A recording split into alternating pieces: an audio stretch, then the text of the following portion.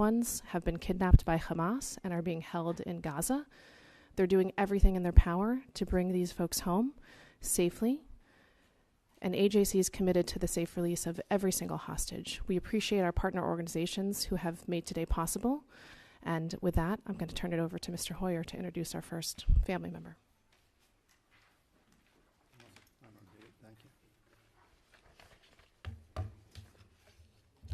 The taking of hostages is a crime. In international law, in the law of the United States, in the law of Israel, unfortunately, there is no law in Gaza. And so we are gathered here with families who have sustained a criminal act, taking people hostage, holding them hostage for ransom or for protection. These families have shown tremendous courage during this deeply traumatic time, as those who are being held captive have shown. These families of hostages are in great pain because they do not know and are not notified as any humane captive should have knowledge that their relative still lives. We must exorcise this cancer on the body politic that is called Hamas. The governor of my state, newly elected, is named Moore. He served in the 82nd Airborne Division and served in Afghanistan and Iraq. And as he ran for governor, his mantra was this: leave no one behind. And the Congress of the United States is committed. Republicans, Democrats across the board, in leaving no hostage behind. These families remind us of the profound solidarity between America and Israel. We are two nations, but we stand as one. It's my privilege to introduce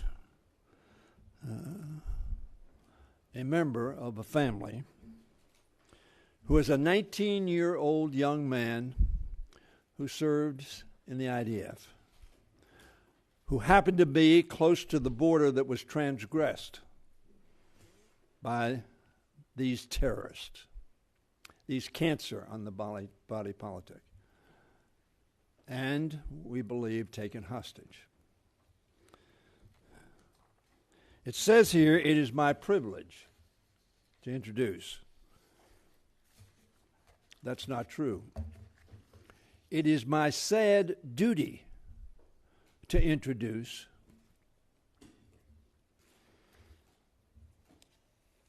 a member of a family with whom we share the agony of the unknown.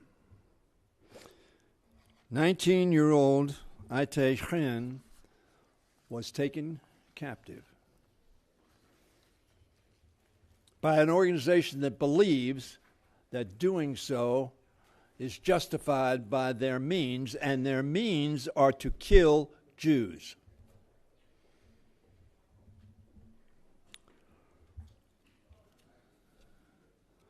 I am in awe of the fortitude that his parents, siblings, and loved ones have shown during this crisis. I want you to know we share your grief and the grief of all the family members who are assembled here and will be introduced by members of Congress. We pray for the day that Aitay will be returned home safely, and we'll do everything we can to make that a reality. today, tomorrow, and every day thereafter until those hostages are returned whole, well, and alive. I've just met Ruby, so I can't give you a long recitation of him, but he comes from Flatbush, and that's one tough group of people. He now lives in Tel Aviv, another tough group of people. I mentioned a song that you sing sometimes when you're for a candidate or for a cause. And that song is like a tree standing by the river. We will not give in. We will not retreat. We will not forget. And we will recover and welcome back the hostages of Hamas. Ladies and gentlemen, a brave soul, Rudy Chen.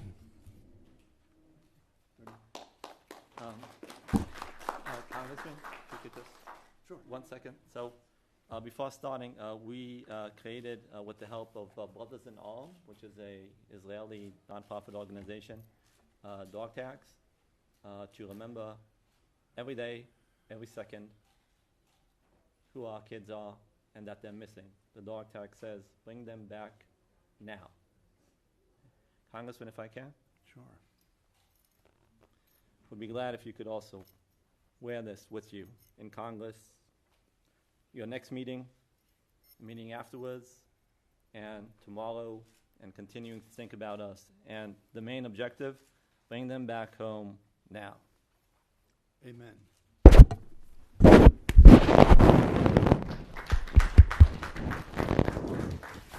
Thank you, Congressman. So I'd like to talk to you about my son, 19-year-old Itai Chen. Maybe I'll start by talking about a concept that I think everyone here understands, a concept called family. Okay?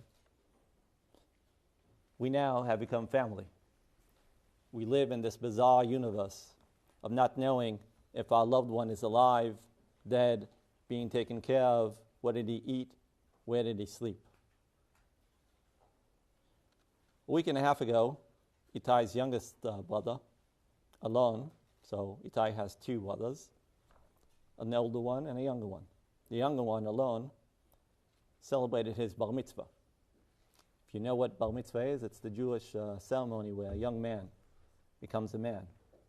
Our intention was to celebrate our small event with our intimate family members. As I'm sure all of you, if you have a birthday, anniversary, you want it to be with your family members. That's what we wanted as well. Think about that for a second.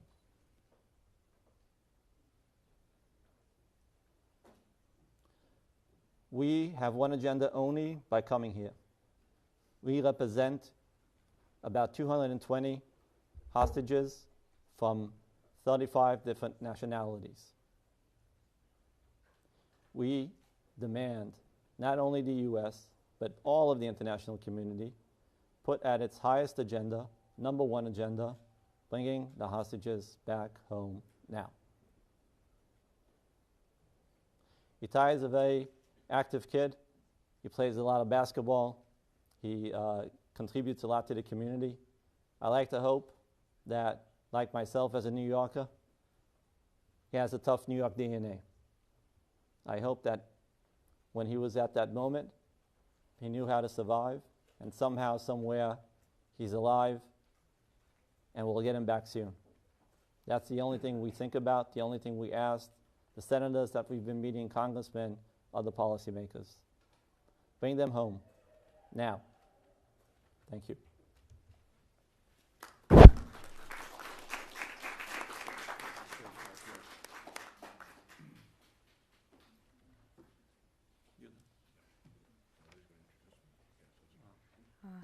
On behalf of Congressman Gregory Meeks, I wanted to next call up Jeffrey Yehuda Banin, who's the father of Liat Banin.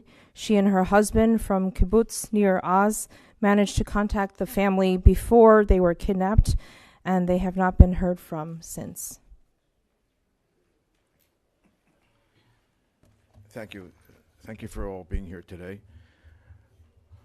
I would like to add or add dimension to the specific circumstances of my daughter and son-in-law's apparent abduction.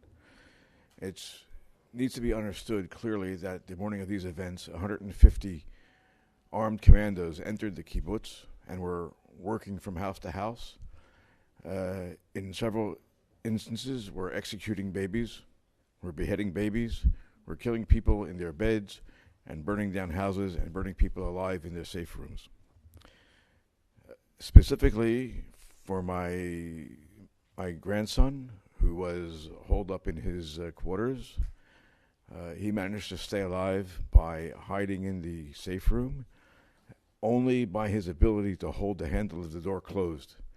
And what was between him and a most certain death was 2 inches of a door. Fortunately, the terrorists gave up at some point, ransacked his room, set the room on fire, and left, leaving him behind. Further during the day, the Hamas terrorists got to my daughter's house and abducted her and set the house on fire. They killed the dog. My son-in-law is part of the first response team. It seems apparent that very early on he was abducted into Gaza. No trace of him had been found. There were no traces of blood in the house. So the assumption is that he's been abducted to Gaza. In addition, after the initial attack and carnage that was done on kibbutz Nir Oz, dozens of civilians from Gaza streamed into the kibbutz and were looting every house, everything possible that wasn't tied down to the ground. They drove off with tractors. They just some kind of surreal circus going on there, as seen in the Hamas film clips that they published. My son-in-law was the manager of the agricultural garage. He was responsible for maintaining large agricultural equipment. And then, to make a long story short, he was a simple farmer doing his job. There's nothing extraordinary here. Although he was an accomplished artist. He was a very intelligent and bright young man. Enjoyed the work that he does in making the desert bloom in that area of the world. In addition to that, the terrorists who came to Nir Oz burned down the kibbutz factory. They have an internationally known paint factory, and there's nothing that remains of that kibbutz. The conclusion of all of these different things sees us with a community that has lost over 25% of the members of the community who have been killed, abducted, or otherwise missing.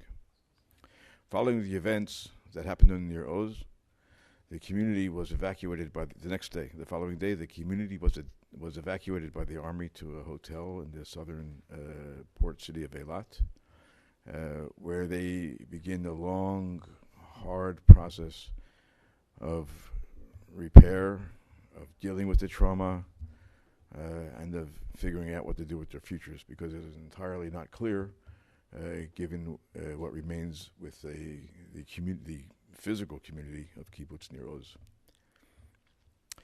I would like to say that the response of the American embassy staff, to the plight of our loved ones has been exemplary, and this needs to be mentioned for everyone to see, in particular compared to with the early response of the Israeli authorities. We have spoken. First of all, cases were passed on to the FBI. I think, as Ruby mentioned, these are actual criminal acts. So the FBI has been called in to investigate each instance of a Hamas attack on an American citizen. The FBI is involved. People from the State Department are involved in terms of hostage affairs. The entire handling of these incidents has been exemplary. I feel that it's upon us to make sure that there is continued pressure on members of Congress and the Senate to keep this topic front and center. and to try to come to a resolution of this situation as quickly as possible. I think I would be remiss if I failed to mention that the Hamas attack on Israel on August 7th was also an attack on the United States with deep ramifications. And I would like to emphasize in our conversation with President Biden, in our Zoom conversation with families of the abducted, that he laid out, first of all, he understands the gravity of the situation. He expressed deep sympathy for all of us and our families. And he laid out the basis for a plan of action that I believe makes sense, is worthy of support from wall to wall, total bipartisan support for the president's plan of action to deal with this. The Hamas has to end. They are in no way any part of any solution of any kind in the Middle East. Thank you.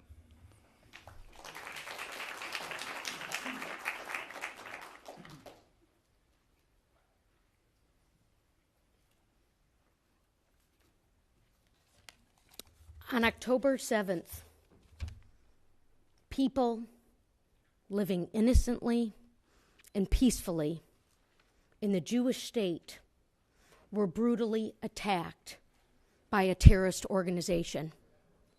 Neighborhoods were pillaged. A peace festival bore witness to 200 lives lost. And alongside these innocent lives that perish, hostages were taken in the most brutal, inhumane way possible. No one was spared. Children, the elderly, women, men, people waking up on a holiday. We join you loudly from the chambers of this Congress in the United States of America to say, bring them home now. Bring them home now and resolutely. And we will not stop pushing alongside you for the return of these innocent human beings. Many Israeli, some American, many nationalities represented. As the co-chair of the hostage task force, I know how difficult this journey is for you to make. And I am so sorry you have to trek through these halls of this Capitol.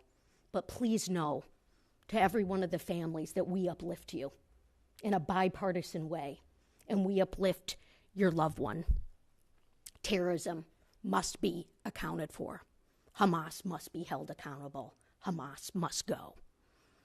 I would like to introduce now someone who's touched my life very personally, Noan Perry, the daughter of Chaim Perry, one of the more than 80 hostages taken from kibbutz Nir Oz. Thank you for sharing your father's story, and I would like to, on a personal note, extend that in a couple of months, my own father, who's an educator, will turn 79 years old. So we will keep standing alongside you to fight for the release of your father. Thank you. We love you.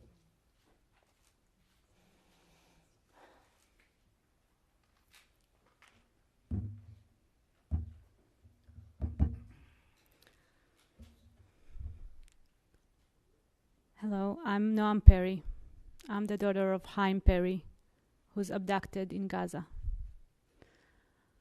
On October 7th, Saturday morning, 11:23 minutes in the morning, I got a text message from my mother saying, "Dad has been kidnapped by terrorists. I'm alone in the safe room. Can't talk." I never imagined in my life getting this message. And I'm sure you can't either. In the following hours after this message, the horrors that this peaceful community of Nir Oz and others near the Gaza Strip has been through got clearer and clearer. We now know dozens of terrorists has invaded Nir Oz and for hours went house by house, butchering families, my friends, people I grew up with, their parents, burning houses, burning families alive. There are no words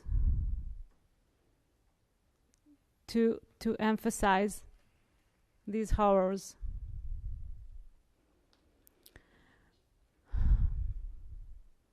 We've made this long trip to be able to tell you these stories because we know the numbers are staggering and no one can think of 220 people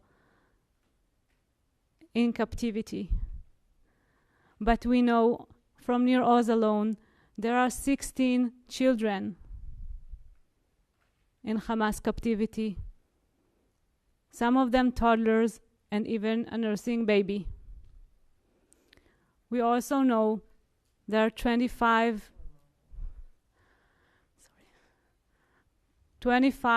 elderly, like my father, who's 79.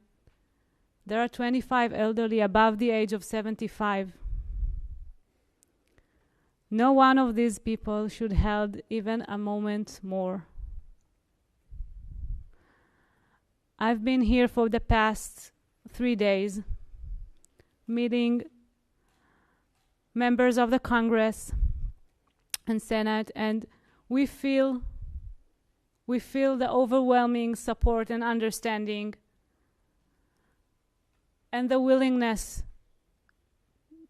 to take leadership on this humanitarian crisis and getting all hostages back.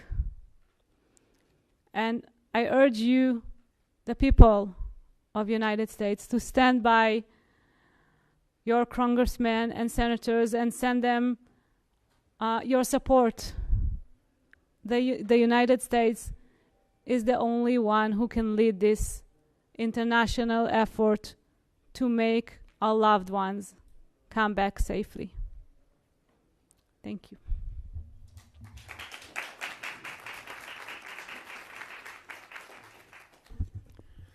Well, good afternoon. I'm French Hill. I represent Little Rock, Arkansas in the House, and I'm proud to stand here with my colleagues on both sides of the aisle to express our outrage about what's happened in Israel by the brutal puppet of Iran, Hamas, and their invasion of Israel. And I also am so proud to serve with Haley Stevens and be her co-chair on our hostage task force, where we try to provide our congressional offices the information they need to serve these families that have been taken hostage and to make sure that the State Department meets their standards through the Special Envoy's office of giving them the information they need to be effective in getting their loved ones home. An American citizen from Long Island, New York, Omar Nutra, just 22 years old, is being held hostage in Gaza. And everyone in this House, on both sides of the aisle, want him home. I'm so grateful to Greg Meeks, our ranking member on the Foreign Affairs Committee, and Mike McCall, our dynamic chairman of that committee, for bringing us all together on the House floor and speak with one voice yesterday about America's outrage over what's happened in Israel to our ally, our friend. We were the first country to recognize the government and country of Israel. So we are all together on this. And I'd love very much for Omar's dad, Ronan, to come up and tell you his story and the impact this is having on their family. And again, illustrating the horrific impact of Hamas.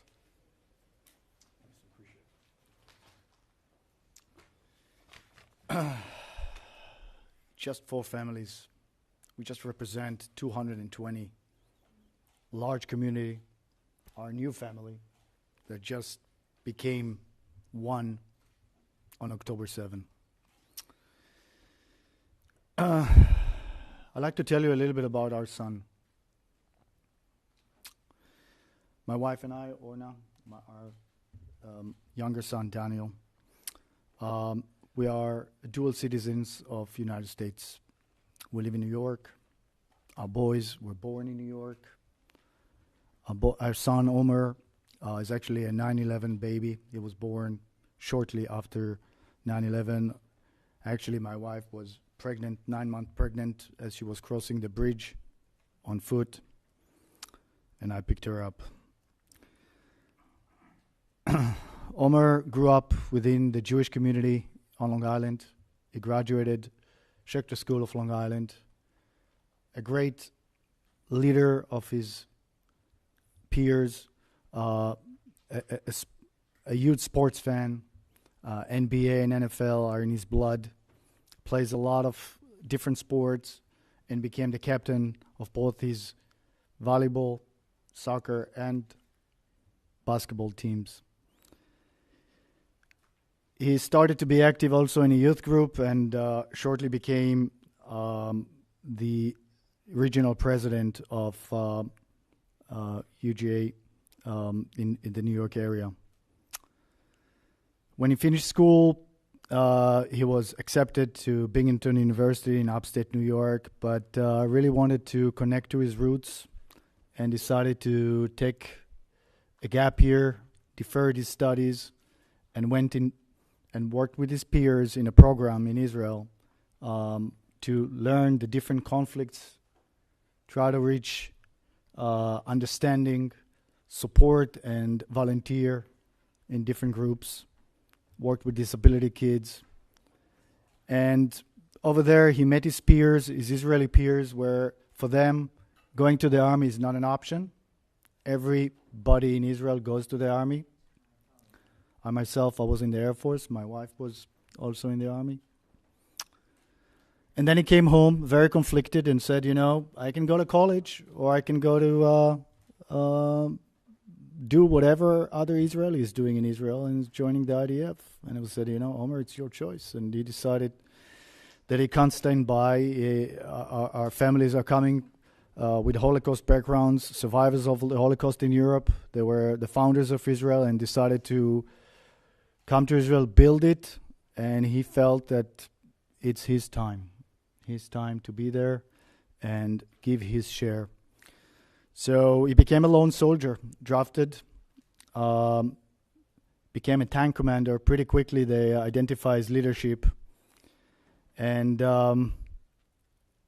last time we talked to him was Friday night when he told us that they were working really hard.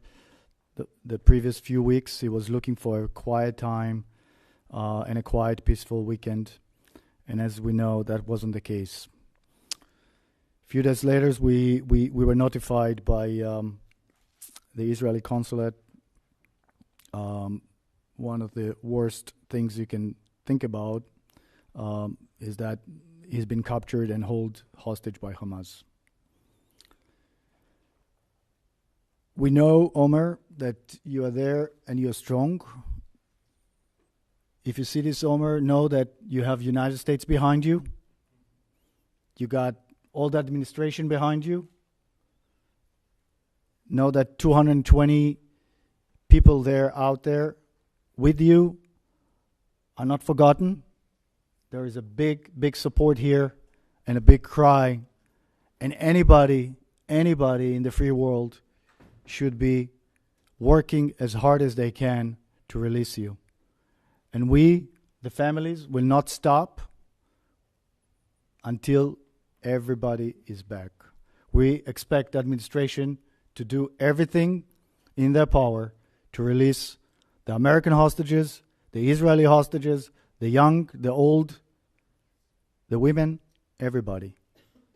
And we know that there is sincere intention to reach that point, but we need it now. There are sick people. There are wounded people. Time is running out. Thank you.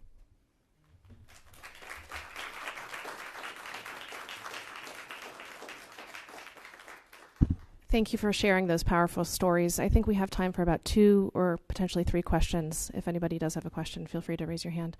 If you don't mind stating your name and outlet.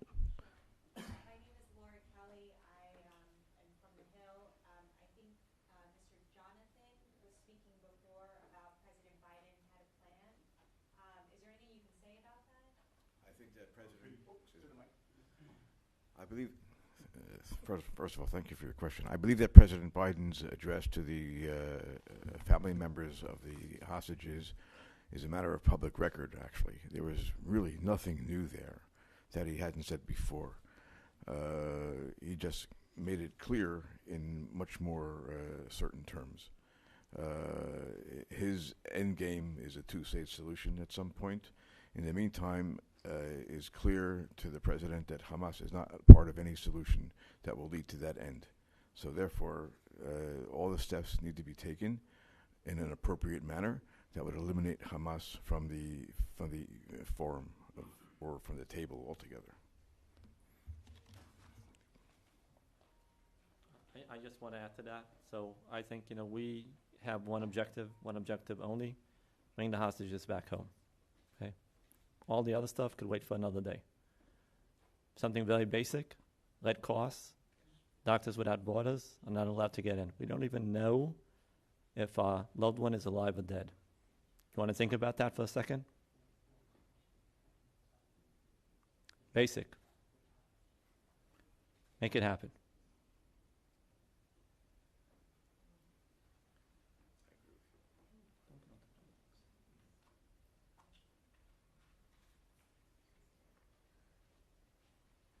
Anybody else have any other questions? Okay. Any final words? All right. Thank you all so much for being here. Thank you for sharing these stories. We appreciate it.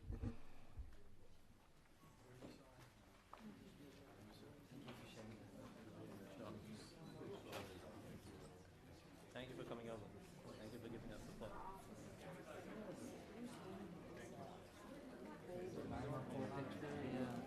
From the city as well.